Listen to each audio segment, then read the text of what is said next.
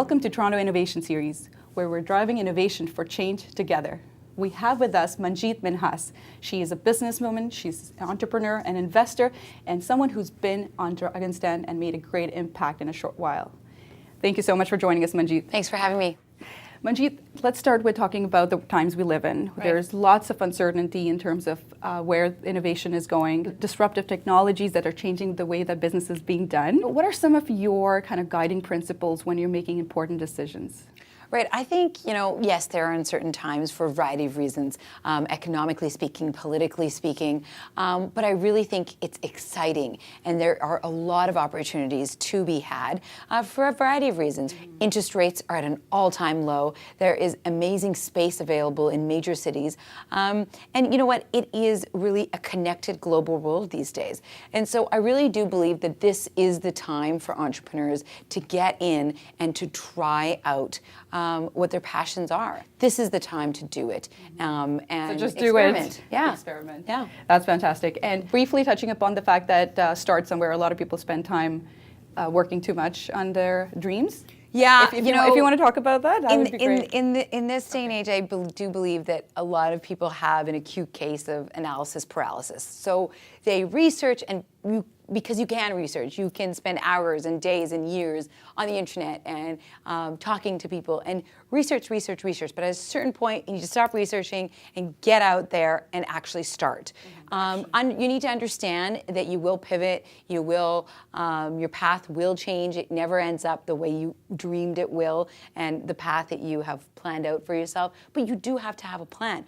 But you need to start, and there is no better time than now to start, because you know what? If you don't, somebody else might come along and beat you to it. Manjit, you get pitched by businesses all the time, whether it's on Dragon's Den or off camera. What are some of the ingredients that you look for a dream pitch? Yeah, I do get pitched a lot, that's for sure. And you know what, in the end of the day, I think any venture capitalist is looking for the entrepreneur to answer the 5 W's for us. You need to, in a concise, clear manner, answer who, what, where, when, why, and checkmark those off for us. There's some things that are not in your control, whether or not you're speaking about emotional dollars or whether you're speaking about our experiences and our expertise as venture capitalists. However, it is important for me, for any pitcher, to come, whether it's in the den or whether it's outside, knowing their numbers, showing their passion for their business, and really in a clear, concise manner, telling us what their value proposition is. Why are you going to be the winner in this space? And what's in it for you as an investor? And in the end of the day, as an investor, how am I going to make money? Right. It's great. That's the bottom line. It's great that we can change the world together, but we have to make money along the way. Right. Yeah. Right. In order to be successful. And talking about success, according to Forbes, 80% businesses fail in their first 18 months. What are some of the common mistakes that entrepreneurs are making, and how can they avoid it? I think the common mistake a lot of entrepreneurs make is that they get knee-deep in debt way too fast. Dream big, but start small. And it's important to take one foot in front of the other, be in it for the long run. I always say to people, business is a marathon. It's not a sprint. You have to know what you're doing and consciously make one decision at a time. That's definitely good advice. And you started young. You started your education at home, and you started at the young age of 19 with your own business. But along the journey, there must have been a lot of highs and a lot of lows. And being an entrepreneur, you know that there are blood, sweat, and tears. So tell us one thing that you can remember was the lowest point where near quitting. Well, you know what? My overnight success has taken 17 years. It doesn't happen overnight. And along the way, there have been so many failures, as there are for all successful entrepreneurs. But the thing is, it really determines you as a company and you as a person, how you handle those failures. Whether you learn from them and what you learn from them. And how you get up the next morning and say, you know what? I'm going to conquer the next challenge in front of me. And so, you know what, that takes a team and it takes a spirit. And I think entrepreneurs are a rare breed, that we don't give up. We are the definition of grit. You know, my dad always used to say to me when I was younger, you have to act like you're a touchdown behind, because it makes you work harder every single day. And so even today, you know, my brother and I own the 9th largest brewery in the world. We have made 7 billion pints of beer. We have been successful. However, I still think I'm a touchdown behind every morning when I wake up, because it's what gets me out of bed. And it's what forces me to grab the next challenge at hand and push harder every single day. Okay, explain it to me, like touchdown behind. Tell me, like, what goes in your head when you think about Well, that. yeah, so you know what? I'm a very competitive person, and I think most entrepreneurs are. And so in order to believe that you are going to be the best, you have to spend not only the time, put your money where your mouth is and put your time where your mouth is. And that means doing all your research, talking to as many people as you can, hitting the pavement. Every industry is different as to what hitting the pavement means. But it's really about not, in the end of the day, really expecting anything. And, you know, a lot of people think that the world owes them something. It doesn't owe you anything. You are lucky to be born and wake up in this fabulous country every single day to do what you want, how you want to do it. And so I really believe that the sky is the limit, and it's up to an entrepreneur and an individual to take those challenges, take the advantage of living in this country, and make it your success. Yeah. Can you think back on any certain time that was the point where it was like, oh my God, why am I doing this? This is so hard, and I'm the lowest point in my life. And how did you know what? There's been a lot, but I'd say one of the toughest lessons I learned was because of my experience trying to get into the province of Ontario about a decade ago. We had put almost half of our assets on the line. I spent a lot of time here. We got listings in the end of the day, but very, very tough road. It took us a year. It was really tough because we had a lot of lobby from our competition. Upon reflection, it really did teach me, though, that life is not fair.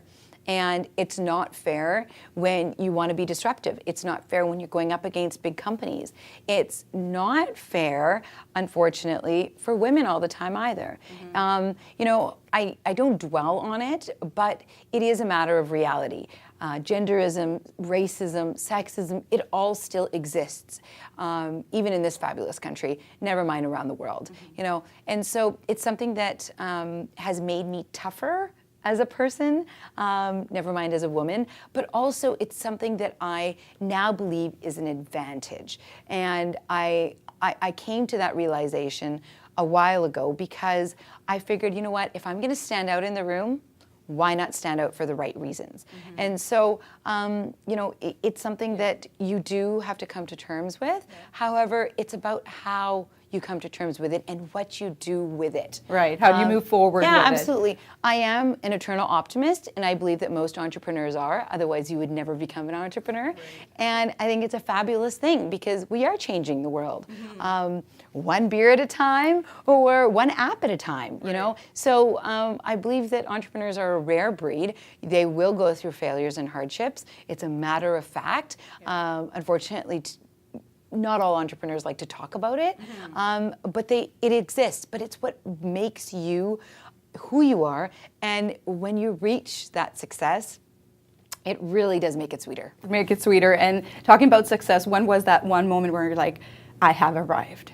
Yeah, that one moment, I think for my brother and I both, was when we actually purchased our first brewery in 2006 with cash. And it was the second oldest brewery in the United States. A massive facility, and we renamed it the Minhas Brewery. And that's when we knew that we are here and we are here to stay. You touched upon the inequality in the workplace. Let's talk about it briefly in terms of, for women specifically, what are some of the things that you think we lack in terms of getting ourselves out there, demanding for equal pay, or whether it's leadership positions? What are some of the things that keep us back rather than like talking about external factors? Let's talk about what are some of the things that we lack and how can we overcome? You know what, I think that whether we want to acknowledge it or not, men and women are different. And I don't think that's a bad thing. I think that you need to embrace it, whoever you are. Entrepreneurs are a rare breed, though. And I do believe that you should be at the table, whatever table that is, because you deserve to be there, regardless of your gender. And that takes men to be into that conversation too. I think as women, we can talk together about it as much as we want, but until men are in the conversations, because unfortunately they control 80% of the boards, they can control more than 80% of the companies around the world. So you know what, they have to be involved in the conversation, and they have to realize what is going on and how diversity, in the end of the day, really can help the bottom line. And that's what we're all trying to do when we're all building our corporations and our empires. And so I think women, you know what, you just be good at what you do. And eventually, or hopefully sooner than later, you will be recognized for that. If you spend too much time yelling and getting your voice to be heard, actions speak louder than words, and it's very, very true. If you are successful in whatever your job is and whatever your company is, in an industry, you will get noticed for the right reasons, and you will be brought to the table, and you will get paid the same or even more. But it's about being an entrepreneur and an individual first, rather than being a man or a woman. And unfortunately, I think that it's changing, but very slowly. But it's changing. I've seen it change from my parents' generation to my generation. Right. And what I want to talk about in my next question is likability is one of the things that women deal with a lot, being liked. You on the Dragon's Den are very outspoken. You're very straightforward, and you're a strong woman. Right. How important is that likability syndrome for you? It's not. I don't really care if people like me or not, and I never have. I've always been the minority in a variety of ways, and that word actually means more, not just the color of my skin, but also being a woman, being young, being in an industry that's so male-dominated, not only from my education, I'm an engineer by education, but also in the liquor industry, so I'm always in the minority wherever I am.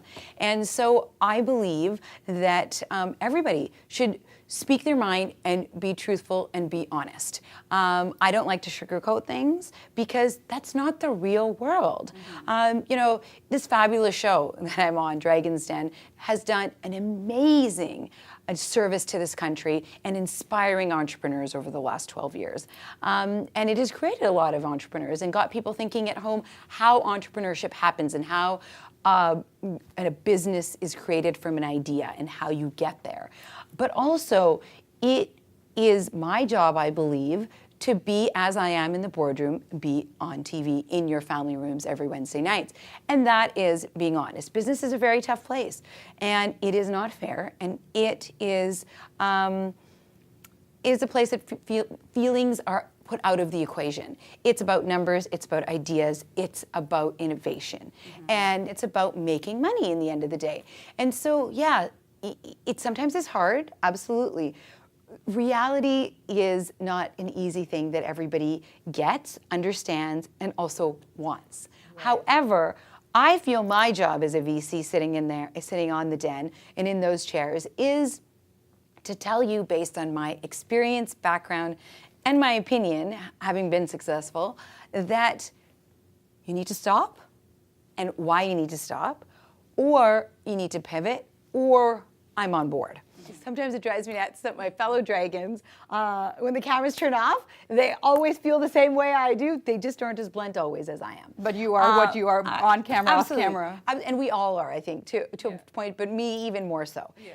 I only stand up and I only make deals with entrepreneurs and businesses that I really believe in. Absolutely. And as a last question, if you want to address all the entrepreneurs and startup community that's watching, just to tell us the top 3 takeaways essential things that you want everybody who's watching to take away from this interview. Find your passion and follow it. Dream big, but start small. And most importantly, have fun. Thank you so much, Manjit. Thank you, This has been an absolute pleasure. Thanks. It is a delight to talk to you and watch you on the TV. Thank you. And we wish you continued success for the years to come. Thanks. Thank you. Thank you so much for watching. And if you found this interview valuable, make sure to subscribe to Toronto Innovation. and we'll catch you next time.